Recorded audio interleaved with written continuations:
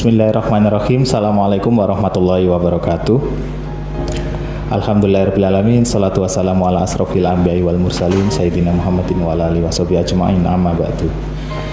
Para pemirsa podcastmu yang berbahagia, alhamdulillah hari ini kita sudah bisa bertemu dalam virtual walaupun tidak secara langsung, akan tetapi hari ini kita akan memulai tentang kajian, lebih tepatnya tausiah harian oleh podcastmu, dan hari ini adalah kesempatan perdananya.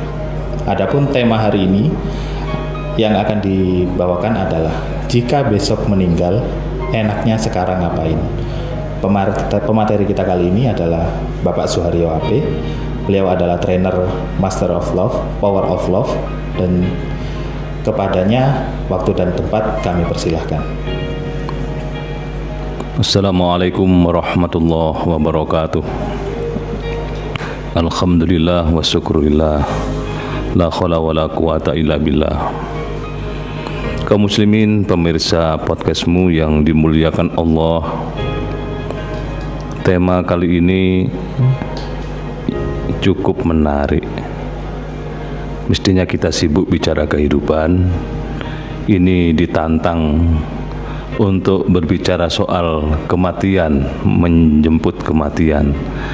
Kalau besok kita mati, hari ini ngapain? Ini kan tema anak muda yang ingin melibatkan diri dalam pemikiran-pemikiran masa depan menghadapi kematian. Sebelum kita bicara soal itu, saya ingin sampaikan bahwa Nabi Idris alaihissalam pernah kedatangan tamu, yaitu malaikat Israel. Yang malaikat Israel itu mengenalkan diri setelah jagongan agak lama. Kemudian beliau menyatakan, saya hari ini kesini dalam rangka silaturahmi kepada salah seorang hamba Allah yang sering disebut namanya, yaitu Nabi Idris. Tapi kali lain saya akan datang lagi ke sini, bukan silaturahmi tapi tugas, kata malaikat Israel kepada Nabi Idris alaihissalam. Kemudian Nabi Idris sedikit agak kong kali kong bahasa kita. Kalau besok-besok kesini lagi akan melaksanakan tugas, jauh sebelumnya saya dikontak diberitahu supaya saya siap-siap. Malaikat Israel sepakat dan pamit pulang. Itulah dialog sepenggal yang terjadi antara Nabi Idris dengan Israel. Lama berselang, kemudian baru beberapa waktu kemudian Israel datang kembali, kemudian uluk salam sebagaimana biasa dan dijawab dan mengenalkan diri, saya Israel ke sini. Nabi Idris bertanya, dalam rangka apa ke sini? Saya dalam rangka tugas. Di situ kemudian Nabi Idris mempertanyakan komitmennya. Kata dulu ketika Anda kesini, kalau akan kesini lagi untuk tugas akan memberitahu jauh hari sebelumnya. Tapi sekarang kok mendadak ini? Israel kemudian menjelaskan, saya sudah memberi kode, memberitahu, ngabari kepada Anda dengan mengirim 3 utusan. Tapi mungkin Anda nggak paham soal utusan itu. Pertama, saya ngirim utusan itu berupa putihnya rambut di kepala, berubah dari hitam menjadi putih. Itu salah satu tanda utusan saya sudah datang. Sinyal-sinyal itu sudah ada. Yang kedua, berkurangnya pandangan mata. Itu juga utusan saya, itu sinyal-sinyal tanda-tanda kematian sudah datang. Yang ketiga, kata Israel, utusan saya berupa keriputnya kulit di tubuh Anda itu. Kelihatannya ketiga-tiganya sudah sampai dan Anda tidak memahami bahwa itu adalah utusan saya. Kaum muslimin yang berbahagia, ini salah satu di antara informasi gaib yang perlu kita cermati, bahwa 3 utusan itu jangan-jangan sudah ada di kita ya. Kalau saya sendiri sudah, rambut di kepala saya sudah banyak yang putih, kulit saya sudah tidak kenceng lagi seperti semula, seperti dulu masih gagah-gagahnya. Kemudian mata sudah pakai kacamata ini. Jangan tersinggung kalau sama dengan saya nasibnya. Artinya kita sama-sama sudah kedatangan utusan Israel sebagai sinyal-sinyal bahwa namanya kematian itu tidak lama lagi akan datang kepada kita. Berapapun umur kita, mari kita siap-siap. Karena kematian itu sesuatu yang harus terjadi. Orang ingin ketemu dengan Allah, zat yang dirindukannya setiap hari disebutnya, kepingin ketemu dengan Rasul Muhammad sallallahu alaihi wasallam yang sering kirim salawat buat beliau. Syaratnya salah satu di antaranya adalah kita harus berpisah antara ruh dengan jasad kita, namanya kematian. Dan kata Profesor Hamka, orang yang memahami hakikat kematian, dia tidak akan merasa takut dengan kematian itu. Justru dia merasa kematian itu awal dari memetik buah perjuangannya selama hidup di dunia.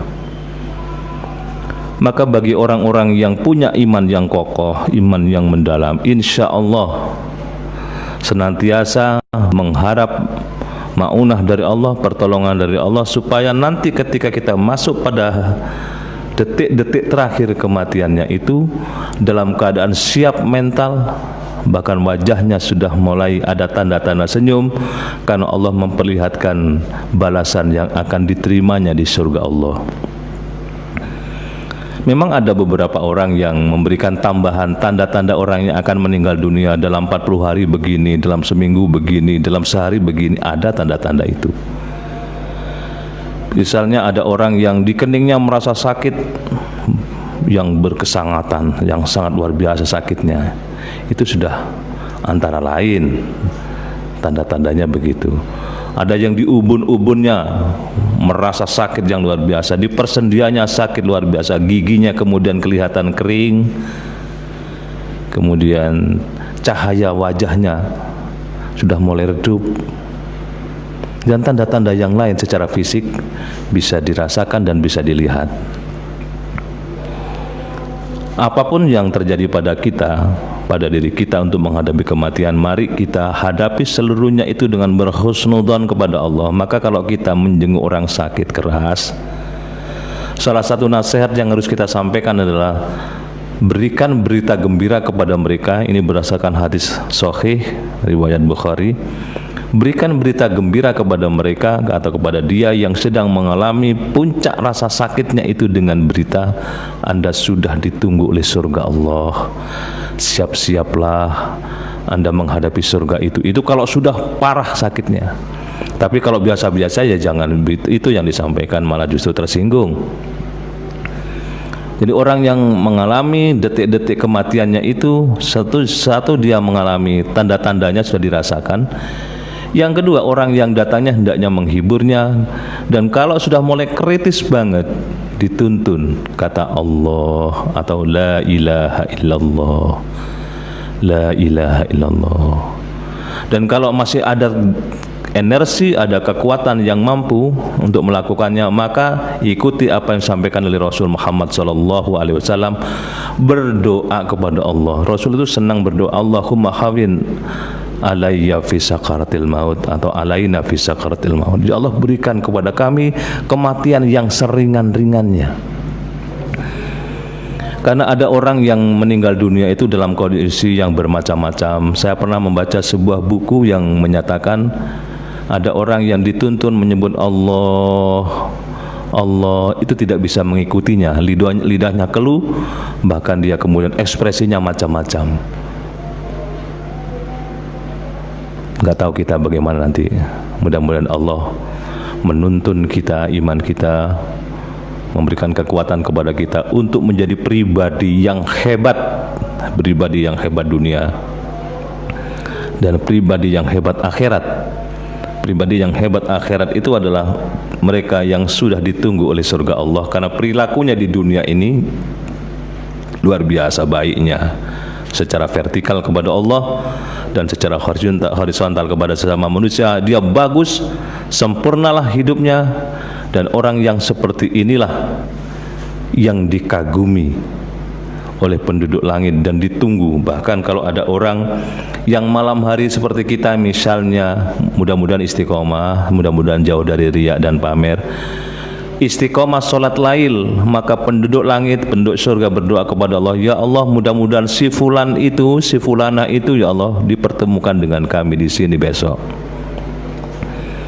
Dan itulah yang kita minta kepada Allah, ya Allah, mudah-mudahan Engkau beri kesempatan kepada saya ketemu dengan Rasulmu Muhammad sallallahu alaihi wasallam di surgamu, ya Allah, bisa duduk santai bercengkerama dengan Rasul besok di akhirat. Karena kita rindunya bukan main kepada beliau, ucapkan salam secara istiqomah, secara rutin, memperbanyak bacaan sholawat. Dan insya Allah kalau itu kemudian menjadi bagian dari kehidupan kita, maka hidup kita ini akan damai.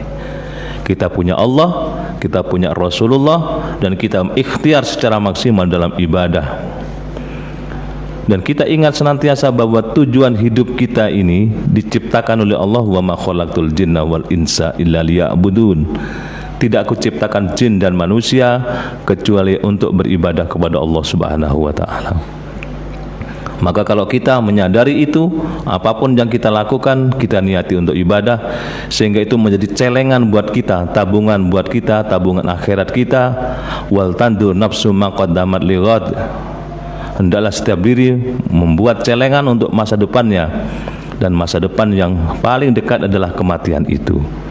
Maka kalau ditanya setelah kita mengetahui kematian semakin dekat, kita harus ngapain? Harus berbuat apa? Pertama, jangan berhenti melakukan amal soleh walaupun detik-detik terakhir sudah mendekati kita. Karena kita tidak tahu amal soleh itu apa saja. Apa saja bisa berupa ucapan, menyebut Allah, itu menyebabkan kita diridhai Allah. Menyebut Rasulullah, kita akan menjadi orang yang dicintai oleh Rasul, dan seterusnya. Pendek kata, tidak boleh berhenti kita melakukan yang terbaik dalam hidup ini. Zikrullah itulah kuncinya, istighfar kepada Allah, dan seterusnya. Insya Allah kita akan menjadi pengikut setia Nabi, dan Rasul nanti akan memberikan syafaatnya kepada kita. Ini yang pertama. Yang kedua, biasakan kita terus membaca Al-Quran. Membaca Al-Quran, jangan tunggu sempatkan membaca Al-Quran. Sesibuk apapun kita, ambil Quran, baca Quran. Orang punya masalah, baca Quran. Orang punya hutang gak lunas-lunas, baca Quran. Insya Allah ada jalan keluar dari Allah. Orang punya problematika kehidupan yang tidak kunjung selesai, dekati Quran, baca Al-Quran itu. Semuanya akan selesai kalau kita membaca Al-Quran. Dan Al-Quran itu besok akan datang di akhirat memberikan syafaat kepada orang yang suka membacanya. Dia akan usul kepada Allah, ya Allah, mudah-mudahan si fulan ini dulu rajin membaca saya, Kau ampuni dosa-dosanya, Kau selamatkan dia dari siksa neraka, ya Allah. Begitu seterusnya. Dan insya Allah detik-detik terakhir, misalnya besok kita akan mati, kalau kita sekarang melakukan kebaikan-kebaikan, tidak ada yang mubadir, kita akan senantiasa menjadi pribadi yang dimuliakan oleh Allah, karena kita masuk kategori orang yang bertakwa. Inna akramakum indallahi atqakum. Kaum muslimin yang berbahagia dan dimuliakan Allah Subhanahu wa taala, ini antara lain sekapur sirih atau secuil dari bagaimana kita menghadapi detik-detik terakhir kehidupan ini. Dan mudah-mudahan kita mulai hari ini terus menyadari bahwa umur tidak akan abadi. Umur akan ada batasnya, tetapi jangan khawatir. Nabi menyatakan, walaupun umur umatku pendek, tapi mereka punya satu malam yang kalau melakukan kebaikan lebih dari 1000 bulan, yaitu Lailatul Qadar. Dan beberapa bulan lalu kita lalui Ramadan itu. Mudah-mudahan itu menjadi investasi akhirat kita, dan kita menjadi orang yang dikagumi oleh kehidupan ini. Besok kita meninggal, tapi nama kita tetap akan disebut orang kebaikan-kebaikannya. Orang yang meninggal tapi kebaikannya terus berjalan, menginspirasi, dicontoh orang, itu artinya menjadi amal soleh buat kita semua. Terima kasih. Assalamualaikum warahmatullahi wabarakatuh.